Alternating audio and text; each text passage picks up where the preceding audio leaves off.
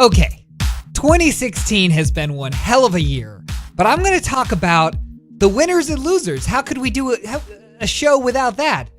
The top 5 winners and losers. Number 5, the 5th biggest loser in 2016, Samsung Galaxy Note 7. I mean, here's a phone that literally explodes and catches fire. So much so that airline companies have banned passengers from carrying this line. Let's hope that Samsung doesn't have an incident like this. To me, it's like when cars, I think it was Toyota, had the sticky gas pedals. I mean, this is just a terrible thing for your brand. iPhone got away with having the bendable iPhone, but they didn't take much flack for that, did they, Elaine? No, I don't even remember bendable iPhone. I mean, I guess us Android users, it was just another opportunity to make fun of you lemmings that have iPhones, but it really didn't damage the brand. The Galaxy Note 7, it's hazardous. Big loser. All right, number 5, biggest winner on our list is Governor Rick Perry. Rick Perry? Yeah. He's a winner? I think he's a winner. Yeah, I think, let's roll the clip. The third agency of government, yeah. I would do away with the education, the commerce, and let's see, I can't. The third, sorry. Oops. I've got an idea what the third one is. Department of Energy. I'll run that. I mean, either it was like diabolically brilliant that this was all just an extended setup so that he could run the department, the one that he wanted to get rid of. But look, Rick Perry's a winner. I mean, he was the laughing stock of the last cycle. He came back and now he's running a department that he couldn't even remember. Winner. All right, number 4, biggest loser. Anthony Weiner. Good one. Yeah. I mean, look, Weiner is not only did he lose his bid for mayor? You watch that series on Netflix, Weiner? I haven't seen it yet, unfortunately, but I've watched like parts of just it. Just the tip of it? Just the tip of it. It looks so good. I want to see it. Yeah, it's well done. But not only is Weiner imploding, but he took down the entire Clinton regime with him. It's amazing. Number 4, biggest winner. Emojis. 2016 is the year of the emoji, but it's not been without controversy, I got to tell you. I mean, I guess we were just talking before the show, and producer Helene did not understand that there was controversy surrounding the peach, for instance. I got an education in emojis today. Yeah, for those of you in our audience who aren't emoji aficionados, I'm just going to tell you like it is on the Thomas Guide. 1, the peach is a butt, okay? It's a full-on butt. So much so that Apple even had to modify the peach to look less butt-like, okay? Because there were a lot of people that were, putting butts in their texts. Now the peach is a little more, I'm sure we've got a clip of it. Number 2, the eggplant. Oops. I mean, oops. It's still in existence, but for those of you who don't recognize the phallic-like eggplant, I don't know what else to tell you. Producer Lee didn't know. We were talking about this segment. She's like, what's wrong with the eggplant? It's like, we're not talking baba ganoush. This is not some like Middle Eastern dish. It's a phallic symbol. I see it now. The eggplant and the peach go hand in hand, some would say. And then, of course, a bit of controversy is the gun. Of course, leave it to Silicon Valley liberals that can't even leave an emoji gun, and they've turned it into a water gun. Nonetheless, I think emojis have really made it into our standard language. I mean, I have conversations oftentimes with nothing but emojis, so it's a winner. Number 3, biggest loser, Billy Bush. Ooh. Here's a guy who wanted nothing to do with the presidential cycle or politics, and he ends up getting wrapped up in while Donald Trump is grabbing people by his wherever, he becomes president. Billy Bush just got promoted to a major slot on NBC, and he gets fired. Now, will Billy Bush make a comeback? What do you think, Elaine? I don't think so. I think Trump took out all the Bushes.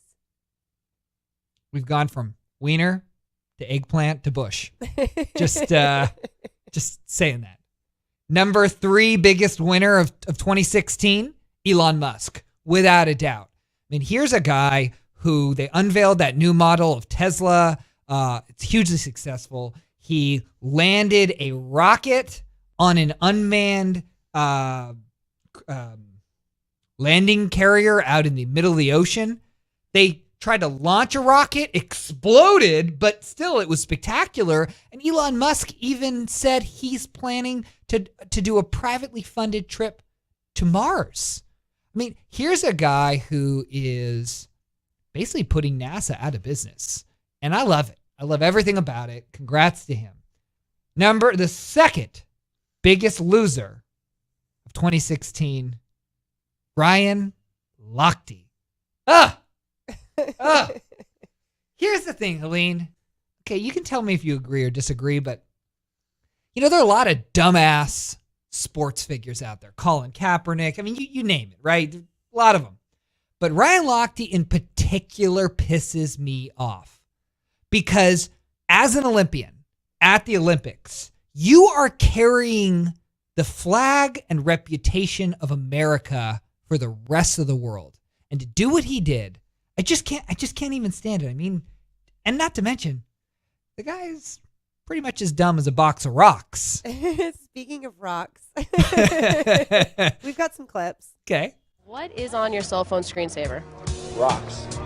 Rocks. Yeah. What I was always good at was letting things go through one ear, out the other, so to say. I feel like Lochte's the kind of guy that he wants a pre-workout before a competition. He licks paste. I mean, that's exactly the kind of guy. Or when he bleached his hair, it like seeped into his scalp and his brain and just gave him a lobotomy. Ryan Lochte, big loser. Ugh. Big loser. Terrible. Number 2, the second biggest winner of 2016, Netflix and chill. Ooh. I mean, Netflix is spectacular. A lot of people had it before, but it's really I feel like 2016, they unveiled so many incredible series. And a lot of people have not only purchased Netflix accounts, but they finally cut the cord. They don't have cable or satellite anymore. I think Netflix is starting the revolution. And really, it's about great content. I mean, that's where it stops and starts. And I love the idea that you can binge watch a whole thing. Have you seen that new series called OA? No. Is it good? I have an episode in. Well, yeah, we'll see. We'll see. If it gets good, let's share it. Yeah, but nonetheless, big winner. All right. The number one loser of 2016 is Hillary Clinton. I mean, come on. How can we do a top 10 or top 5 list without having her? Look, she had it all. Yeah. She had the money. She had the fame until it all collapsed. And the worst part about it is everyone thought she was going to win. It wasn't as if she had embarked on this journey and no one thought she had a chance. It was like this Don Quixote. No, she was the favorite. And not only did she lose an election twice, but this ended the Clinton regime, the Clinton dynasty. Pretty bad 2016, I would say. Loser. Oops. Yeah, in fact, do we have any? We do. We have a photo of sad Hillary that was taken and tweeted out of her having breakfast alone. Not the Hillary we know. Wah wah. Yeah. What a dichotomy between the iconic shot of her with the sunglasses on, in charge with aides surrounding her, to her all by herself, in lonesome in a castle or a mansion, wherever she is. All right. And of course, the number one biggest winner of 2016 is the Trump family, because the Trump name and the Trump family went from reality show star, real estate developer, to worldwide iconic brand, giving legs to Donald Trump's children, who largely were unknown. I know that, they all had little bits of things. Ivanka had a jewelry line that no one really knew. Ivana, I think was a model. But no one really knew who they were. Jared Kushner? No one knew who that guy was. Yeah. Now they do. Yeah. And they're playing important roles in their own right. Look, it'll be interesting. On the one hand, we like our, is it dynastic politics with the Bushes and the, on the one, but on the other hand, we hate it. So it'll be interesting to see how the children evolve. Some say that Donald Trump Jr. is going to run for president. We'll see that, or run for the U.S. Senate and then for president. We'll see that. All right. Well, that's our list of the biggest winners and losers. You're not going to want to miss tomorrow's episode of the Thomas Guide at 1 p.m. We're going to break down the worst political predictions of 2016 and more.